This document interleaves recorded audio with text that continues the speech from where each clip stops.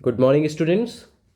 Last video में हम लोगों ने बात की थी ऑयल सीड्स की। वो टॉपिक हमने वहाँ पर ख़त्म कर दिया था क्योंकि आपके चैप्टर के अकॉर्डिंग ऑयल सीड्स में आपको सिर्फ एक ही क्रॉप पढ़नी थी and that was groundnut. तो लास्ट वीडियो में हमने ग्राउंड नट के बारे में बात की थी। आई होप कि आपने उसके नोट्स बना लिए होंगे, तो नोट्स बनाते रहिए, पढ़ते रहिए और प्रिपेयर करते रहिए।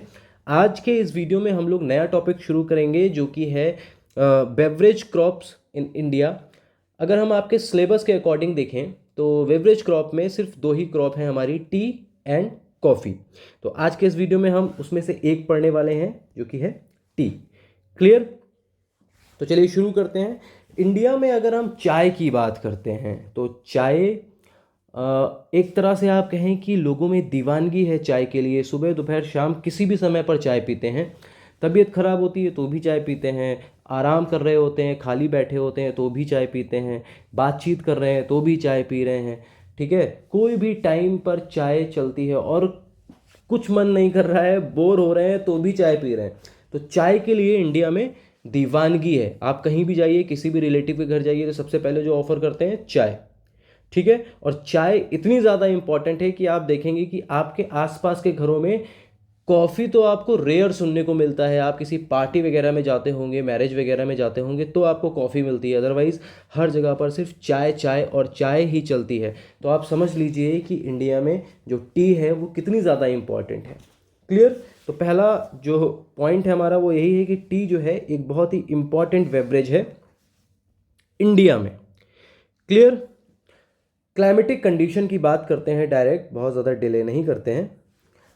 पहला पॉइंट है हमारा कि हमें टेम्परेचर कितना चाहिए। मैक्सिमम टेम्परेचर चाहिए हमें अच्छी ग्रोथ के लिए 24 से 30 डिग्री के सेल्सियस के बीच में। यानी कि अगर मैक्सिमम टेम्परेचर 30 डिग्री सेल्सियस भी जाता है तो that is well and good.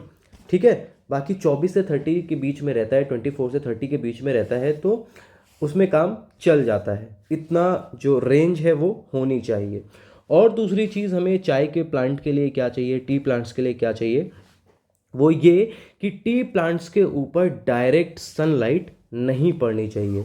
ये अच्छे से ग्रो करते हैं कहाँ पर? Under shade. अगर छाया होती है, शेड होता है।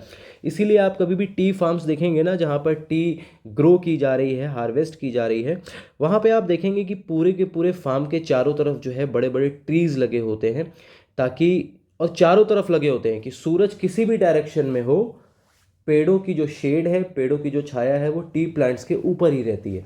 ठीक है, कभी भी डायरेक्ट सनलाइट नहीं आने दी जाती है, जितना पॉसिबल होता है उतना।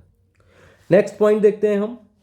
देखो, तीन चीज़ें बहुत ही ज़्यादा फायदेमंद है टी क्रॉप के लिए। हाई ह्यूमिडिटी, यानी कि एटमॉस्फेयर में जो है बहुत ज़्यादा मॉइस्चर अगर होता है तो वेरी गुड। हैवी ड्यू, रात में अच्छी खासी ओस पड़नी चाहिए। और मॉर्निंग का फॉग, यानी कि जो सुबह सुबह धुंध रहती है थोड़ा सा, ठीक है, मॉइस्चर रहता है आसपास। ये सारी की सारी चीज़ें बहुत ही ज़्यादा अच्छी होती हैं for the development of young leaves. नई नई पत्तियाँ जो ग्रो कर रही होती हैं उनके लिए। क्लियर? तो तीन चीज़ें, high humidity, heavy due and morning fog. उसके अलावा टी प्लांट कहाँ पर ग्रो करते हैं अच्छे से? ह्यूमिड क्लाइमेट में। अगेन जो आप पिछले पॉइंट में पढ़ चुके हो, ह्यूमिड क्लाइमेट होनी चाहिए। और रेनफॉल कितनी होनी चाहिए? अबाउट 150 सेंटीमीटर चलेगी, मतलब बहुत ज़्यादा नहीं और बहुत कम भी नहीं। क्लियर? तो 150, अगर पूरे साल में वहाँ पर 150 सेंटीमीटर की रेनफॉल होती है तो that is well and good. Clear? Soil की बात करें तो सॉइल में यहाँ पर वेल ड्रेन्ड लोमी सॉइल, जो नदी के साथ बहकर आती है वैसी मिट्टी होनी चाहिए। और अगर फॉरेस्ट सॉइल होती है तो वो भी वेल एंड गुड, बहुत ही अच्छी है, क्योंकि उसमें ह्यूमस होता है।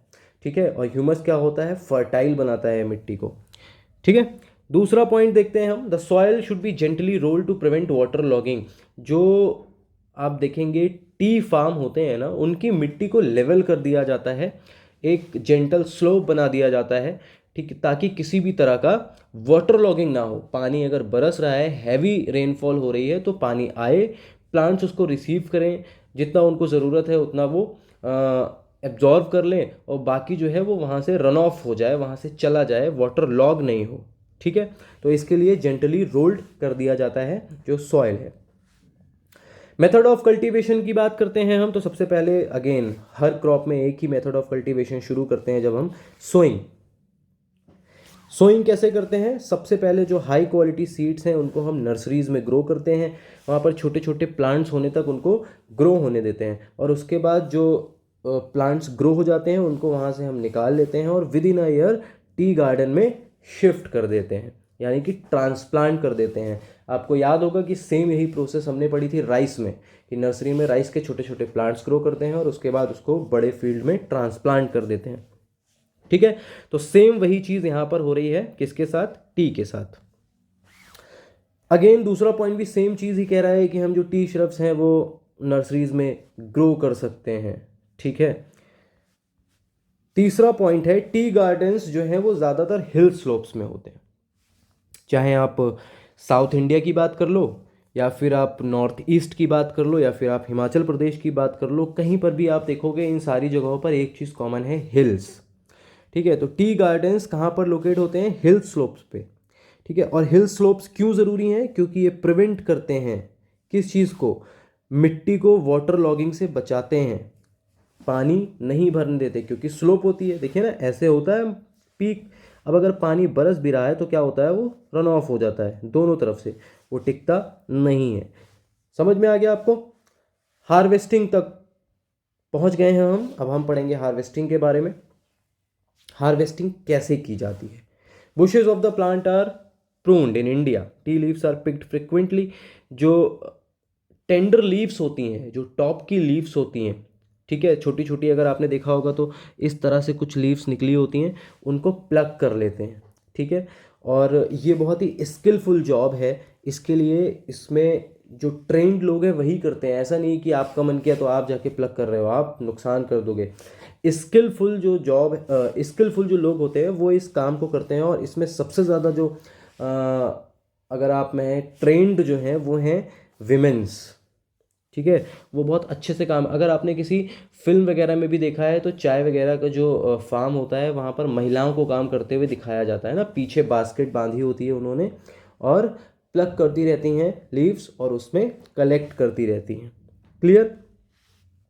अभी हम आगे बढ़ेंगे, प्रोसेसिंग के बारे में पढ़ेंगे कि चाय कैसे बनती है। सबसे पहले तो आप ये देख लो कि इंडिया में 4 तरह की चाय होती है, there are 4 types of tea, और सबकी प्रोसेस अलग अलग होती है।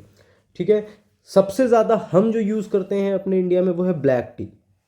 ठीक है, काली चाय की पत्ती, अगर आपने देखा होगा ब्रुक बॉन्ड, ताज़ा वगैरह की जो ब्रांड्स होते हैं, वैसे ही मल्टीपल ब्रांड्स हैं, ये ब्रुक बॉन्ड और ताज़ा और टाटा टी, ये कुछ बहुत ज़्यादा फेमस ब्रांड हैं जो कि टीवी पर अक्सर इनके एडवर्टाइजमेंट आते रहते हैं। तो ब्लैक टी के बारे में हम लोग पढ़ना शुरू करते हैं। सबसे पहले क्या करते हैं? वाइटरिंग या विटरिंग, जो भी आप बोल लो। टी लीव्स को ड्राई किया जाता है अंडर द सन, ताकि उनके अंदर का जो मॉइस्चर है वो निकल जाए, सूख जाए। उसके बाद सेकंड होता है rolling. Leaves are then rolled mechanically, steel के रोलर्स होते हैं, और उसके अंदर जो पत्तियां हैं चाय की, जिनको हम सुखा चुके हैं सन के नीचे रखकर, उनके अंदर का मॉइस्चर हमने ख़त्म किया है, उनको रोल किया जाता है ताकि जो पत्तियों का फाइबर होता है वो ब्रेक हो जाए, ठीक है, लूज हो जाए। इसके बाद क्या करते हैं? तीसरी प्रोसेस होती है हमारी फर्मेंटेशन। जो टी लीव्स होती हैं उनको फर्मेंट किया जाता है, क्योंकि टी लीव्स में एक एसिड होता है जिसको हम कहते हैं टेनिक एसिड। ठीक है, तो इसको फर्मेंट करके रिड्यूस किया जाता है टेनिक एसिड को। कितना रिड्यूस किया जाता है? लगभग उनकी ओरिजिनल क्वांटिटी का हाफ जब तक नहीं हो जाता है, उसको हम रिड्यूस करने के लिए तब तक फर्मेंटेशन की प्रोसेस में रखते हैं। नेक्स्ट आता है हमारा ड्राइंग।